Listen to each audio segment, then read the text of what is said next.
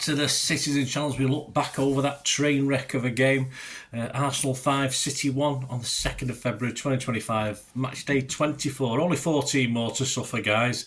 Do you think we'll stay up? Do you think we'll get top 4, top 5, top 6? Who knows? 4:30pm kickoff, of course. I don't really have a subtitle for this one. I usually have a pithy subtitle, don't I? But no, I'll leave it for this one. I've not had time to think of one, so too depressing, wasn't it? And the word humble keeps being used a lot. Not probably in the context it was meant. A lot of digs at Haaland, but I think he was right then, and he's still right now. So anyway, a lot of people don't understand, as in welcome to Manchester, as far as United fans, obviously journalists and Arsenal fans don't really understand it, do they? They can't figure it out, but hey, never mind. We're far too clever up here in Manchester, well, the blue side of Manchester anyway. Pep's 11, 3 changes to Bruges. I got 8, which I was happy about, because of course Edison was carrying a minor injury, he would have played otherwise. I did hope that he'd show faith in Kusanov. I know it was a bit much to stick him into a high-profile game like this, but surely he wouldn't have done any worse than what we had out there. But so, of course, Kusanov didn't play. And, of course, I had KDB in my starting 11. Rightly or wrongly, tends to like playing Arsenal, but he's not been on great form, has he? So I could fully understand Pep benching him. But then you look at the midfield we've got. Would KDB have made a big impact on that? Probably not. We just don't have a midfield, really, do we? Unfortunately, that can sort of defend as well as move up attack, which we don't have a midfield that does anything, really, do we? No disrespect to Cover, who I thought played okay again. Anyway, the City 11: Ortega, Nunes, Stones, Akanji, Gvardiol, Kovacic, Bernardo, Savi, Marmoush, Foden and Haaland. So quite attack-minded. Trouble is, we've got nobody who could get the ball up to the attack. But there you go. If Edison had been playing, he might have been pinging a few balls to a 4 or 5 man attack. Who knows? That's probably the good way to play against Arsenal. We actually do better against Arsenal when we play long, which is obviously no hindsight there. It's factual, and unfortunately, with no Edison, playing long wasn't the greatest option with Ortega, so we were probably on a loser to start, weren't we?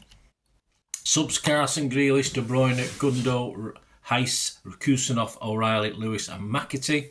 Arsenal: Raya, Timber, Saliba, Gabriel, Lewis, Skelly, Odegaard, Partey, Rice, Trossard, Havertz and Martinelli. Yes, a little in Arsenal's favour, I think, that midfield. But as I say, I don't think there's a lot of option for Pep. We're just lacking, aren't we? We're just lacking, full stop. Story of the game, 2 minutes, it's 1-0 for Arsenal. Ortega gave the ball to Stones, who played a sort of typical City ball angled to Akanji, which, you know, a firing City team wouldn't have had any problem with, but Akanji, unfortunately, 25 yards from goal, had time, but divered and was robbed by Trossard. And Rice pushed the ball to Havertz. He wasn't going to shoot because it's shit house, although he changed later, didn't he? He drew Ortega and squared the ball to Odegaard, who scored from about 10 yards. So Stones got a bit on it, but not enough. Story of Stones' game, I think, this one. So 1-0 down, pathetic, really. 6 minutes, and Martinelli finished, teased over Ortega with the outside of the boot after running onto an Odegaard pass, but he was a good yard offside. 18 minutes, Savi wraps a square pass to Marmoush, who controls it nicely, and then Wellis high and wide from distance. Yeah, if only his shots were as accurate seemingly as his corners into the box, but hey, never mind.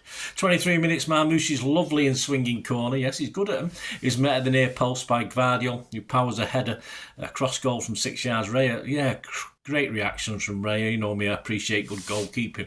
Stick out his left hand, push the ball somewhere anyway. Looped up, of course. Haaland was waiting for it at the back post, hoping it'd drop, but of course he hit the crossbar and bounces safely away. Poor Haaland. Wouldn't have minded getting a little nod on that one himself, but never mind. 25 minutes, Savi dragged a shot into the side netting. 26 minutes, Ortega played a hospital pass to Kovacic, 20 yards out, facing his own goal. Yeah, that time it wasn't the sort of ball we'd play defensively on form, because it just put Kovacic in all sorts of problems. He was challenged from behind, the ball ran to Havertz, some mark 15 yards out, and this time, yes, he came out smelling of roses, didn't he? Because he did his typical shot wide as he rifled it past the far post. Even with Ortega there and Stones in the line, it was a pretty awful effort. 42 minutes, Foden sprays a pass out to Guardiola, hammers a tremendous first-time cross into the area. The diving Raya gets a slight touch, and this allows Lewis Skelly to get in and clear it. 44 minutes, Nunes stands up across it, runs to Savvy. His snapshot takes a deflection. This save low to his right by Raya. Good save again. Fantastic, but just a very good save. Another very good save. So it's 1-0 at half-time. Arsenal have done very little. They've had 1 or 2 chances, but City errors gifted them that half-time lead. It's as simple as that. Wasn't overly impressed with Arsenal that first half. Didn't see anything to worry Liverpool, that's for sure. Second 45, 1-1. We get back in it. 55 minutes. Savvy creates space on the right. Stood up a wonderful cross over to the back. Haaland, I mean, because he was leaning back, I didn't think he was going to get any sort of power on it, which he's done before, where it just sort of floats in the air, but he did brilliantly to get power on it, stretching back, got his neck muscles going, and forced a header back over a stunning finish from Haaland, brilliant from Haaland. So that was 1-1. We're back in it, yes, but I think it's about 48 seconds after the restart, it's 2-1 for Arsenal. A stupid pass from Foden straight across our last third to Partey, who just takes it. I have no idea who he's aiming for. I don't know. I think he was trying to find Mamouche apparently, but utterly awful. That started at 10 minutes for Foden. That probably the worst I've seen him play for City in his career. He moved to the edge of the D party and hit a sort of speculative shot that, of course, wouldn't have gone in. That took a huge deflection off Stones and beat a flat-footed Ortega. They do like to get goals from deflections, Arsenal. Hey, but if you're getting the shots in, you get your rewards, don't you? Sometimes, especially against our defence that likes to stand off people. 63 minutes. It's Arsenal 3, City 1. Definitely game over, I thought, at that stage. Rice played a sharp pass into that little twat Lewis Skelly on the edge of the area. He took it on the half-turn, moved away from Stones and killed a right-footed shot that went in off the left hand of the diving Ortega. He got a big hand on that. I thought initially for the shot, it was slightly out of position. Only a few inches, a couple of feet perhaps, but those would have allowed him to get a firmer hand on it and probably save it, because he got a good hand on it anyway and didn't save it. So Lewis Shithouse Skelly does a Haaland celebration. Always humble Arsenal, their players and fans, aren't they? Horrible fans. I saw a thing Ian Cheeseman did in it. I don't know if it was one of the Arsenal TV guys, but Cheeseman asked the wrong question because this guy rattled on. What a twat he was. I don't know who he was. Big black guy like most of them are. I just said to Cheesy, why didn't you just edit the tosser out? I was a bit annoyed actually with Cheeseman just for standing there and taking it, in fairness, but Ian's not that sort of guy to challenge, is he? So I would have just edited it out if it was him. Anyway, back to the game. 68 minutes, Rice on the break plays the ball through to Martinelli in the inside right channel, hits it and it's pushed away. It's a bit spectacularly by a diving Ortega, but at least that was good for the cameras for Stefan. Moments later, Bernardo has a kick at a prostrate Trossard, just poor from Bernie. If you're going to act like this, mate, just forget it. I like petulance at times when we're winning games, etc., and you're getting wound up, but it was unnecessary from how he didn't get a booking yesterday. I have no idea, but I'm not impressed. Bernardo's one of my favourite players over the years, but that was pathetic. 72 minutes, the subs again. I could see the reason for McAtee coming on. I couldn't really see particularly the reason for Kevin De Bruyne just coming on. He wasn't going to change this game, and it was just going to possibly put him at risk of injury. And they replaced Marmouche and Phil Foden. 76 minutes, it's 4-1. Hopefully that was going to be as worse as it got, but it didn't. Martinelli led a counter-attack. He ran to the edge of the area, waited for Havertz, and then gave him the ball. Havertz skipped inside Stones, slapped the ball into the far corner. The guy who can't hit a cow's ass with a banjo humiliates us, and he even does a half-decent knee slide. It's pathetic. I mean, it's pathetic getting beat 5-1. It's pathetic allowing Havertz to score against us again. But there you go. 90 minutes, Arteta takes the piss even more as a smiling Sterling comes on. I won't say too much. Nothing really against Sterling. He's just wasn't good enough. He moved on. He's still not good enough. Plus 3 minutes, we can't even see that out, can we? Embarrassment. At least it's not a 6-1, but we get a 5-1. Nothing like a horrible 6-1 is, but it ends up Arsenal 5, City 1. Rice, who got a lot of credit yesterday. I didn't think he was that good. A crossfield pass to Nwaneri, is it, on the right? He cut inside 20 yards from goal and whipped a curl into the far side. Ortega couldn't even be arse diving. I just think he'd give up by then, but we'd all give up on him pretty early than that, in fairness. The stats: Arsenal shots 12-7 on target. We had 7-4 on target. Possession 55%. Passes 391 for them, 470 for us. It was crap game to watch apart from last half hour if you're an Arsenal fan. Neutrals who don't like City. Percentage accuracy of passes 87 for Arsenal, just 89 for City. 6 fouls for them, 7 for us, so it wasn't a niggly game particularly. Yellows 2 for them. Offsides 3 for them, 1 for us. Corners 5 for them, 2 for us. At least he didn't score from a corner. I thought we actually defended set pieces better today, which a 5-1 defeat doesn't say a lot, does it? Summing up, Arsenal are not that good. There's a lot of hype in the papers. You'll see some of the headlines in a minute. But they just beat a pretty shit City team. It's as simple as that. Liverpool would have to totally implode to lose this title. I'll just be laughing at Arsenal fans. I never in my wildest dreams would I want Liverpool to win anything. But obviously over this lot, yeah, all day long. Hate Arsenal, hate the fans. Just it's what it is. Well done, guys. Celebrate, but I don't think you'll be celebrating at the end of the season. I didn't give anyone a man of the match. The table, we stay 4th, but we'll be 5th, of course, if Chelsea win their game in hand, which I think they play today against somebody. I'm not sure who they're playing.